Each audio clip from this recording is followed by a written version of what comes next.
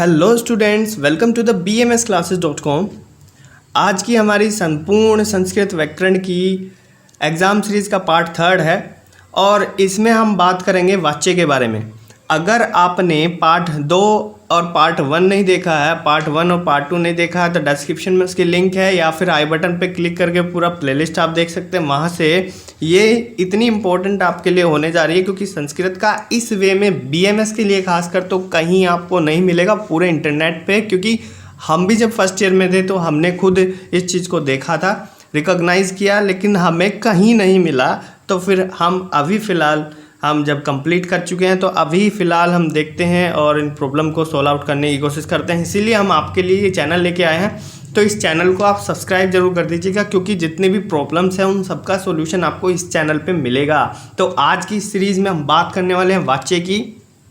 पहली दो भी बहुत ज़्यादा इंपॉर्टेंट थी, ठीक है। और वाच्य जो होता है बीएमएस के क्वेश्चन पेपर में, संस्कृत के पेपर में 10 नंबर का आता है, यानी 100 में से 10 नंबर का ये अकेला टॉपिक आता है, ठीक है। मुश्किल से 5 सेंटेंस है जिन्हें कन्वर्ट करके आसानी से आप 10 नंबर ले सकते हैं। अब उन्हें कन्वर्ट कैसे करना है, काहे में कन्वर्ट करना है, वो सब चीज़ें हम यहाँ पे देखेंगे। तो चलिए शुरू करते हैं वीडियो को। यहाँ पे देखिए वाच्य लिखा है। वाच्य से क्या मतलब होता है? वाच्य से मतलब होता है वॉइस, ठीक है। जैसे इंग्लिश में होता है एक्टिव वॉइस, पैसिव वॉइस, ठीक ऐसे ही संस्कृत में भी होता है।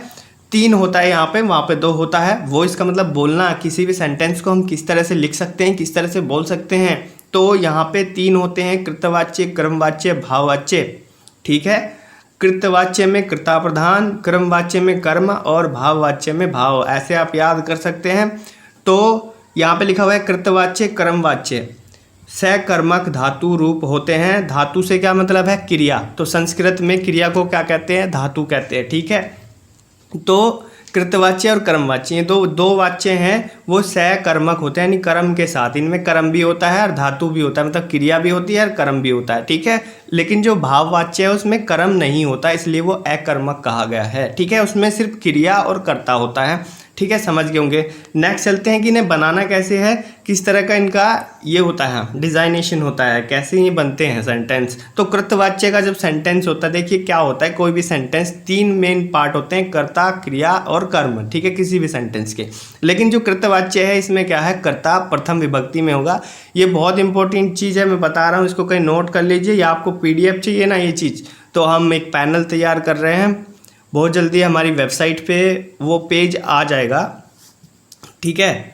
और वहाँ से आप PDF सारी डाउनलोड कर पाएंगे। देखिए क्या है, कर्ता जो है प्रथम विभक्ति में है, प्रथम विभक्ति में होना ही चाहिए। इसका रूल है कि जो कृतवाच्य में कर्ता होगा वो प्रथम विभक्ति में होगा। अगर विभक्ति और आपने ये धातु रूप और शब्द रूप नहीं अभी तक पढ़े हैं, नहीं आपने समझे हैं, तो ये अगली वीडियो में आप देखेंगे। हम ही यहाँ पे कल एक वीडियो लॉन्च करेंगे, तो वहाँ पे आप देखेंगे कि आपको शब्द रूप और धातु रूप बहुत ही आसान तरीके से बताएंगे, बहुत इंपॉर्टेंट बताएंगे। जो आए हुए हैं उनके बारे में बात करेंगे, ठीक है। तो अभी आप क्या कर सकते हैं, बुक में आपको एक टेबल दिखेगी, रामे रामो रामा या पठती पठत पठंती या फिर सैतवते तमतव तान, इस तरह से करके एक टेबल दिखेगी। उसमें 7 मेन विभक्ति जिनका उपयोग हम करते हैं यहाँ पे।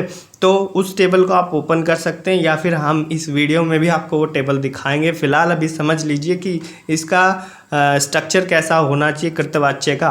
तो जैसे टेंस का स्ट्रक्चर होता है, ठीक ऐसे इसका भी होता है कि कर्ता जो है प्रथम विभक्ति में होना चाहिए और जो क्रिया है वो कर्ता के अनुसार होनी चाहिए, ठीक है। कर्ता के अनुसार मतलब जैसे कर्ता प्रथम विभक्ति में है तो क्रिया भी प्रथम विभक्ति में होगा। अगर कर्ता एक वचन आता है तो क्रिया भी एक वचन होगा, ठीक है, ऐसे होगा। फिर कर्म वाच्य जो होगा वो हमेशा द्वितीय विभक्ति में होगा, ठीक है। अगर यहाँ पे कर्ता एक वचन होगा तो पूरा सेंटेंस एक वचन में बन जाएगा, ऐसा समझने वाली बात है। तो ये बहुत आसान हो जाता है। अब हम फटाफट से देख लेते हैं इसका उदाहरण। तो चोर है धनम चोरयति,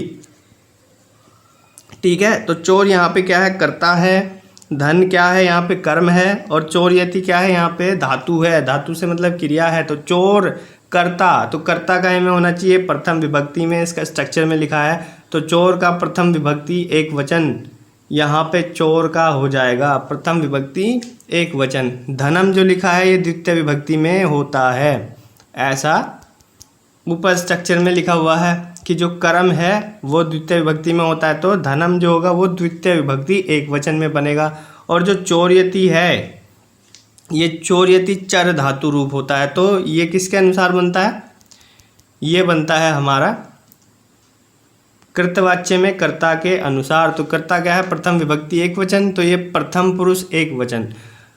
तो चर धातु है तो चरती होना चाहिए था, चोर्यति क्यों लिखा हुआ है? क्योंकि ये आत्मनेपद में लिखा है। इसमें यह लगा के एक स्पेशल तरीके से लिख देना, ये होता है आत्मनेपद।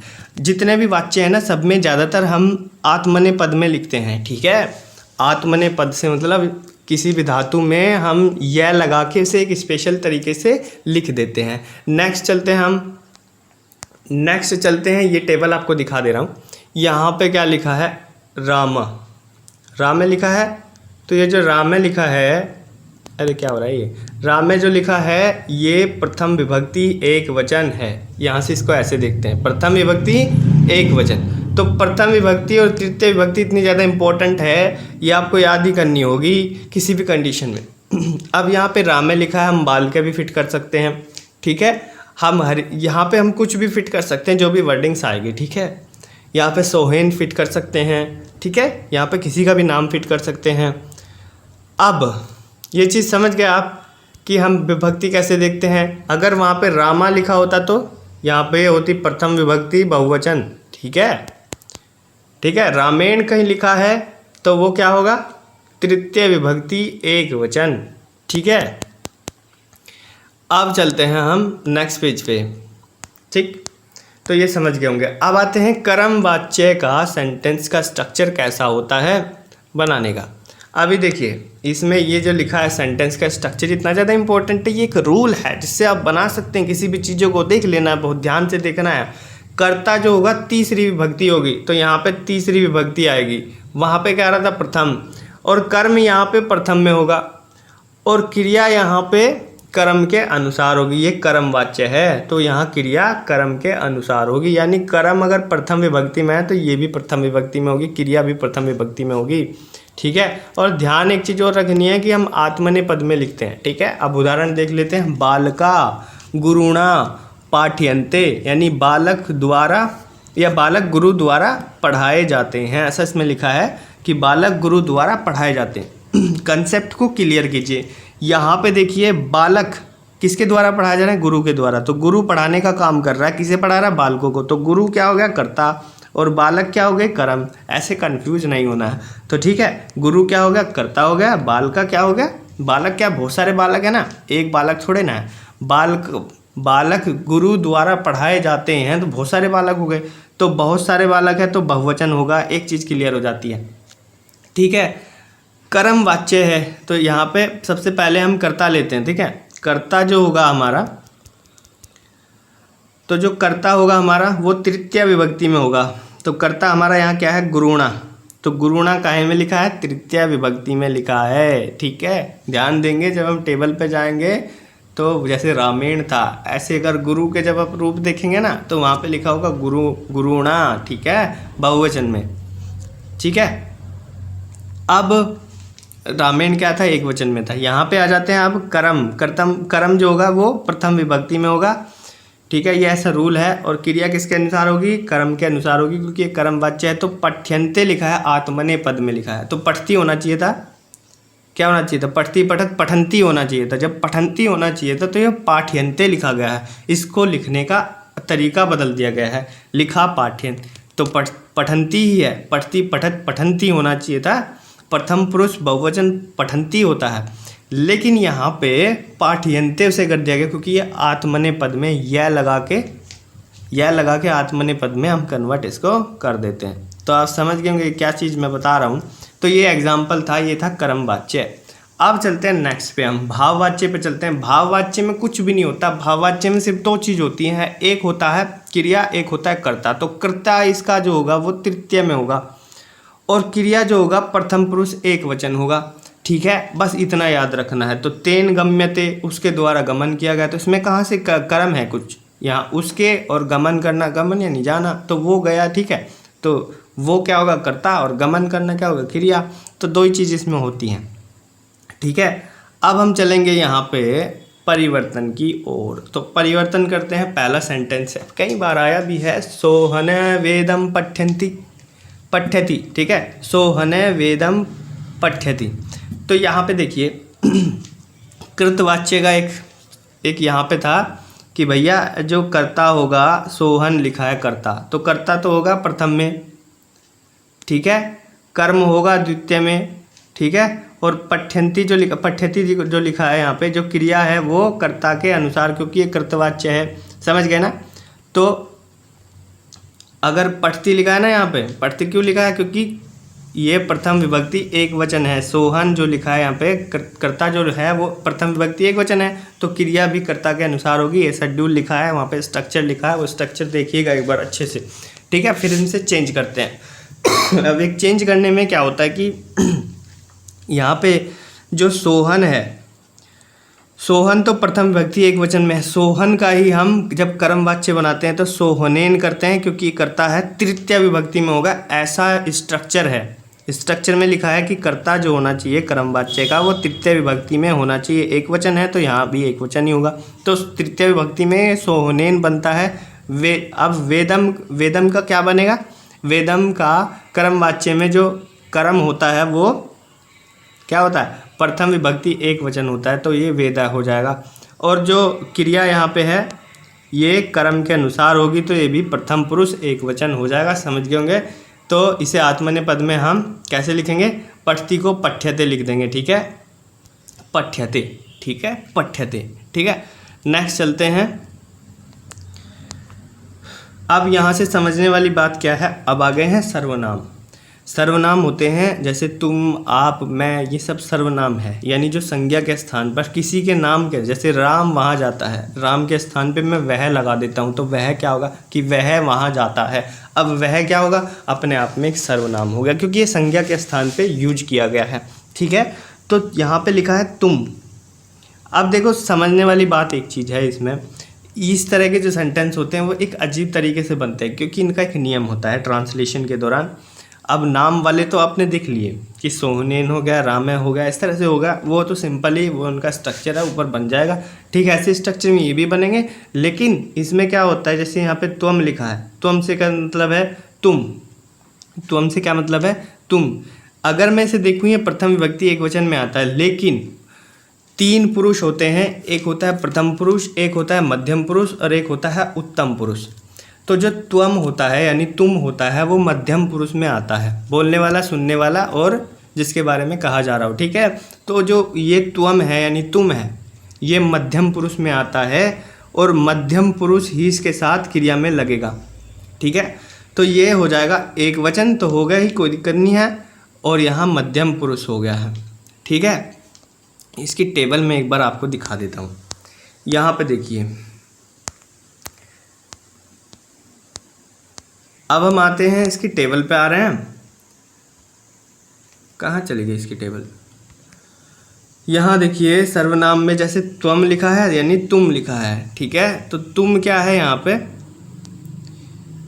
तुम यहाँ पे क्या हो जाता है, एक प्रथम विभक्ति एक वचन, लेकिन क्योंकि ये एक वचन तो रहेगा ही, कोई दिक्कत नहीं है, एक वचन में कोई कन्फ्यूजन नहीं है, लेकिन ये क्या है, मध्यम पुरुष है, ठीक है जी, ये मध्यम पुरुष है और इसीलिए इसके साथ मध्यम पुरुष ही लगेगा, ठीक है। इसके साथ ये ट्रांसलेशन का नियम है, इसके साथ त्वम के साथ मध्यम पुरुष ही लगता है। तो त्वम लिखा है तो त्वम के साथ गच्छसी लगा है, ठीक है, कंफ्यूज होने वाली बात नहीं है, मध्यम पुरुष एक वचन लगेगा। और नगरम का तो कोई कन्फ्यूजन है ही नहीं, क्योंकि इसका तो रूल है कि द्वितीय में बनेगा, द्वितीय में ही बनेगा, ठीक है। तो इसमें कन्फ्यूज होने वाली बात नहीं है, क्योंकि ये तो होता है भाई प्रथम विभक्ति में ही होना चाहिए, ये द्वितीय में होना चाहिए, ये किसके अनुसार होना चाहिए, ये कर्ता के अनुसार होना चाहिए, लेकिन कर्ता क्या है, मध्यम पुरुष है, तो मध्यम पुरुष एक वचन मध्यम पुरुष यहाँ पे लगेगा। गम धातु का मध्यम पुरुष होता है, एक वचन होता है गच्छसी, ठीक है। अब इसको कन्वर्ट कैसे करेंगे, कन्वर्ट करने का भी सेम तरीका है। त्वया ये तृतीय विभक्ति है, देखेंगे वहाँ पे टेबल में आगे तो देखेंगे कि वहाँ पे त्वया ये फिर तृतीय विभक्ति एक वचन हो जाता है, नगरम फिर द्वितीय बनता है, ठीक है। ऐसा इसमें नियम है, द्वितीय सेम है यहाँ पे, ठीक है। और गम्यते गच्छसी को गम्यते में परिवर्तित करते हैं, ठीक है। ये बहुत सिंपल हो जाता है, आप देखेंगे इसकी प्रैक्टिस करेंगे। गच्छसि को गम्यते में परिवर्तित कर दिया जाता है। अब जो चीज़ मैं आपको सिखा रहा हूँ, तीसरे पे आ जाते हैं। वयम जो होता है उत्तम पुरुष होता है, ठीक है। वयम उत्तम पुरुष होता है तो पिबाम लगा है, ठीक है। पिबाम क्यों लगा है? क्योंकि उत्तम पुरुष और बहुवचन, ठीक है। उत्तम पुरुष और बहुवचन, यहाँ पे भी ये बहुवचन है और उत्तम पुरुष है, ठीक है। वयम, ठीक। और ये तो द्वितीय में रहता है, इसका कोई कन्फ्यूजन नहीं है। ऐसे ही यहाँ पे ये तृतीय में रहेगा, इसका भी कोई कन्फ्यूजन नहीं है। बहुवचन है तो बहुवचन रहेगा। ये द्वितीय में होगा, इसका भी कन्फ्यूजन नहीं है, एक वचन होगा, ठीक है।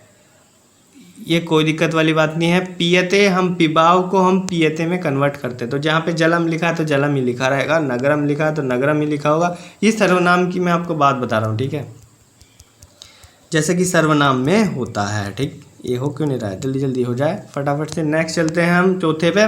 तो चौथे में देखो स लिखा है और स यहाँ पे प्रथम पुरुष होता है, तो इसी के हिसाब से कर दिए। यहाँ पे क्रिया भी क्या लगेगी? प्रथम पुरुष एक वचन, ये तो द्वितीय रहेगा, सेम है। तेन क्या होगा? तृतीय विभक्ति, सिकाई सैतवते तमतव तान, तेन ते व्यम। तेन से क्या होगा? प्रथम पुरुष। यहाँ पे तेन से क्या होगा? तृतीय विभक्ति एक वचन। नगरम जो है वो सेम रहेगा जो द्वितीय है। और गमिष्यति, तो गमिष्यति का हो जाएगा गमिष्यते, ठीक है। ये आत्मनेपद में हम लिखते हैं इसको। समझ आ गया होगा क्या चीज़ मैं बोल रहा हूँ, ठीक है। अब ये है गम धातु, गम यानी जाना, ठीक है। तो इसके धातु रूप आपको याद करने होंगे। ये होता है लट लकार वर्तमान काल, ठीक है। ये भूतकाल लट लकार, और ये लिट लकार क्या होगा? भविष्य काल, और लोट लकार होता है। ये सारी चीज़ें हम आपको अभी बताएंगे अगली वाली वीडियो में। तो ऐसे ही सातवते तमतव तानतेन ते व्यमते तस्मिन ते बनते व्यय तस्मात् ते व्यमते व्यय तस्य ते होते शान तस्मिन ते होते शु। ये एक पूरा 7 विभक्ति का यहाँ तत्व का रूप होता है। इसमें से कुछ भी पूछ लिया जाता है, जैसे तत्व के चतुर्थ रूप बताए, तस्में ते व्यमते व्यय, तस्में ते व्यमते व्यय, ये आपको लिखना होगा, ठीक है। इसमें जैसे पा धातु लिखा हुआ है, पा धातु के रूप इस तरह ही हैं। पिप्ति पिबत पिबंती, पिपसी पिबत पिबत, ये बताऊंगे आप। पढ़ती पढ़त पढ़ंती, सेम होते हैं सब धातुओं के रूप। सर्वनाम की बात करी गई है। ये अस्मद और युष्मद, युष्मद का मतलब तुम, अस्मद का मतलब मैं, ये भी काफ़ी इंपॉर्टेंट होते हैं। फटाफट से आ जाते हैं क्वेश्चन पेपर में। किस तरह का क्वेश्चन यहाँ पे आया है? वाच्य का क्वेश्चन आया है कि मोहन हंसते, मोहन हंससी, ठीक है। तो इसको इन्होंने कहा है कि मोहन हंससी का वाच्य परिवर्तन कीजिए।